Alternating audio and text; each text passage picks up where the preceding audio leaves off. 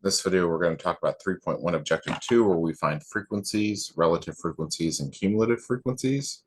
Our first question is, what is meant by relative frequency? The relative frequency of any category is the fraction or percentage of the data values that fall in that category, which is B. Next, we want to know what is meant by cumulative frequency. The cumulative frequency of a category is the number of data values in that category and all preceding categories. So it's a running total or running sum. And then determine whether the following statement makes sense or is clearly true or does not make sense or is clearly false. The explanation is more important than the answer. The third category in a frequency table has a cumulative frequency of 150. That is absolutely possible. So the statement makes sense even though no details are given. It is possible for the sum of the frequencies for the first three categories in a table to be 150 or any other whole number. So now we're going to get to some problems. We're going to be using the calculator, which is why I have the calculator over on the screen there. So a frequency table of grades has 5 classes, A, B, C, D, F, with frequencies of, and I'm going to go into my stat menu. Actually, let me go into here and clear all my lists first. There we go. I'm going to go into my stat menu. I'm going to put in this data for 15, 18, 7, and 3. And then I want to find out how many things total are in the list. So I'm going to go into second list, go over to math, and find the sum of that list, which was L1. That's going to give me my n value of 47. And to find the relative frequencies as a percent, I'm going to come back into stat, edit. I want to, I really didn't need to find this. So I'll show you how to do this without finding the 47, but the 47 may be a question. So I'm going to take the values that are in L1 and divide them by, and I can get that sum command here. The sum of the values in L1. And then because I want to change it to a percent, I want to multiply this by 100%. Like that. And so this should be 8.51. And then 31.92.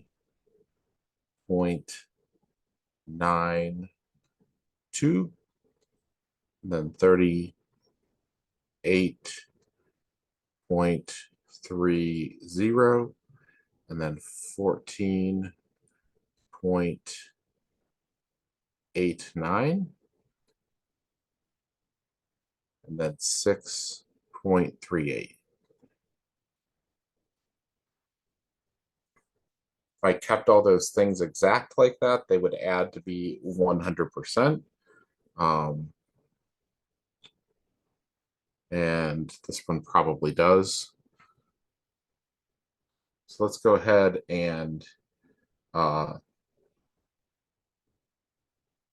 look at this next one. And it asked me to find the cumulative frequencies. So we'll go ahead and find that. I'm going to clear my lists.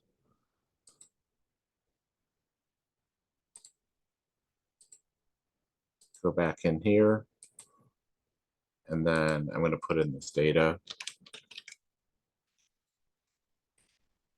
Great. Now, when we come in here to, let's go back to stat for a second. We come in here and go into our list commands. You'll see that there is a cumulative sum option for 6. And I want that from L1. And there we go. And so this is 5, then 20, then 38, then 43, then 46. It's not asking for frequencies. That's why we don't see percentages. It could ask for, I'm sorry, it's not asking for relative frequency. So it could ask for something called cumulative relative frequency, but it didn't ask that. An experiment was conducted in which a hole was drilled in a die and filled with lead. The die was then rolled repeatedly, giving the results shown in the company frequency table.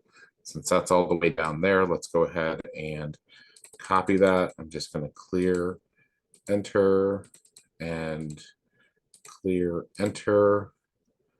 And my data here are the values of the sides of the die, 3, 4, 5, 6.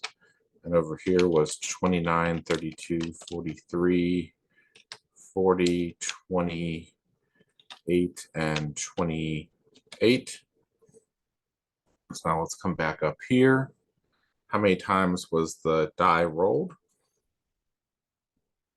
So let's just come over here quickly and do cumulative sum of L2.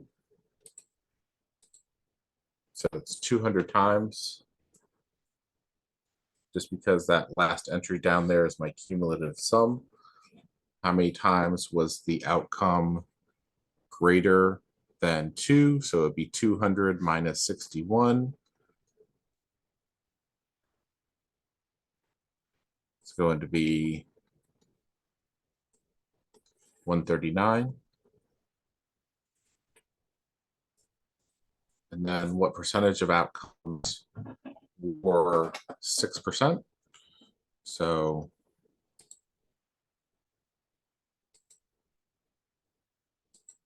let's take L2 and divide it by 200 and then multiply by 100%. And then 6, so that's 14%. We have our table set up here for relative frequency that we have 14.5%, 16%, 21.5%, 12%, 14%, and 15%. Cumulative frequency, I've already done that, is 29, then 61, then 104, and then 144, and then 172, and then 200. This is the last example. So as I mentioned above, they have not asked you for cumulative relative frequency, but that is something else they could ask you for. So let me just show you that here.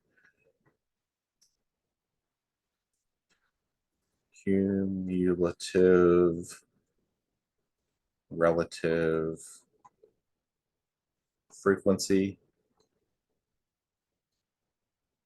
And what this would be the probability of getting less than or equal to a certain number on the die. So I have my relative frequencies over here in L4. So if I wanted to take the cumulative sum of those,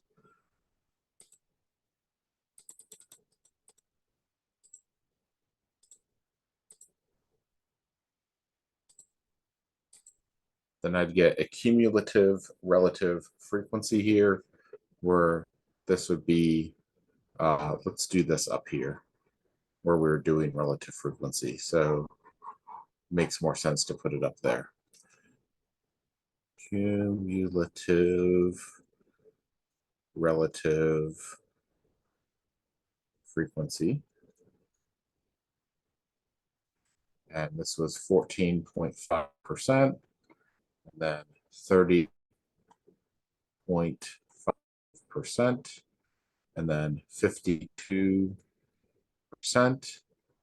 72%, 86%, and then you can see that you would have to end with 100% because you would get the total